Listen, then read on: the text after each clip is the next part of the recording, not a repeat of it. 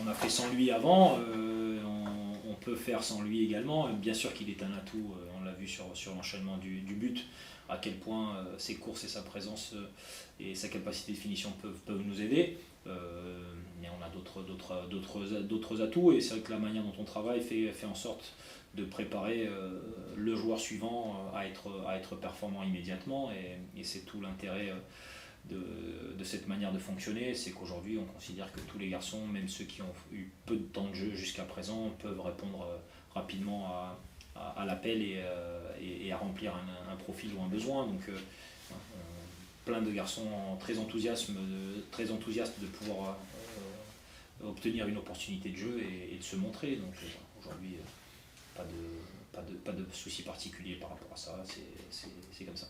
C'est un scénario où il l'a fait auparavant, il a été relativement performant. En tout cas, on va toujours mesurer la performance de Nabil sur le fait qu'il marque, et c'est ce qu'on attend aussi de lui. Et donc il est capable de jouer les deux postes et de se retrouver dans les zones de finition et de réussir. Donc, mais oui, c'est évidemment une option.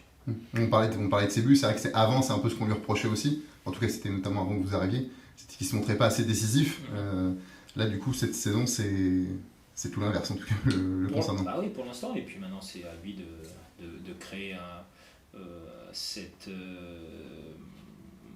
performance de manière répétée, d'enchaîner. Il ne va pas marquer à chaque match, mais en tout cas l'objectif doit être celui de marquer à chaque match et de se mettre en position suffisamment de fois pour pouvoir finir, parce qu'il a vraiment de très grosses qualités, que ce soit pied droit, pied gauche, même on l'a vu à la tête.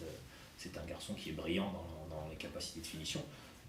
Pour pouvoir y arriver, il faut faire des courses, il faut répéter les appels. C'est ce que je lui répète souvent, il y a 1% de chance que le ballon arrive vers toi, il faut tout faire pour être présent sur ce moment-là. Mais bon, c'est super pour nous de voir à quel point il arrive à progresser et d'enchaîner les buts en Ligue 1. Il se rapproche de son record de Ligue 2, donc déjà maintenant au bout de 6 journées, donc tant mieux, et on est content, on continue comme ça. Clairement, on en rigole même, parce qu'il est extrêmement sympathique, hein. C'est un garçon avec qui il est très sympa de travailler, plein d'humour, très intelligent, mais il sait qu'on doit être derrière ses bottes pour le pousser tout le temps au maximum. Sur le terrain, il est relativement performant et il aime l'entraînement, mais il faut qu'on le pousse parce que le seul entraînement n'est pas c'est le seul outil pour progresser. Il y en a d'autres, mais on est là pour lui et pour l'aider à atteindre son potentiel maximum. On est présent avec tout le monde, et j'échange régulièrement avec les garçons mentionnés, comme beaucoup d'autres. Le staff le fait également. Et notre rôle, c'est d'essayer de tirer le maximum de chacun d'entre eux, même pour ceux qui rentrent 5-10 minutes sur 2-3 matchs d'affilée, parce que ces minutes-là peuvent être déterminantes. Et on le voit contre Clermont, quand tu rentres pour jouer les 10 dernières minutes, si tu n'es pas performant, peut-être que ça nous coûte 2 points et que ça change toute la donne dans le championnat.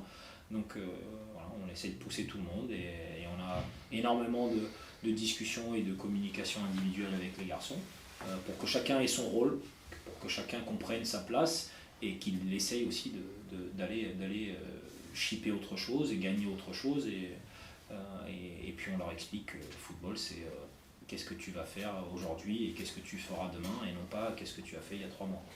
C'est comme ça, c'est notre réalité.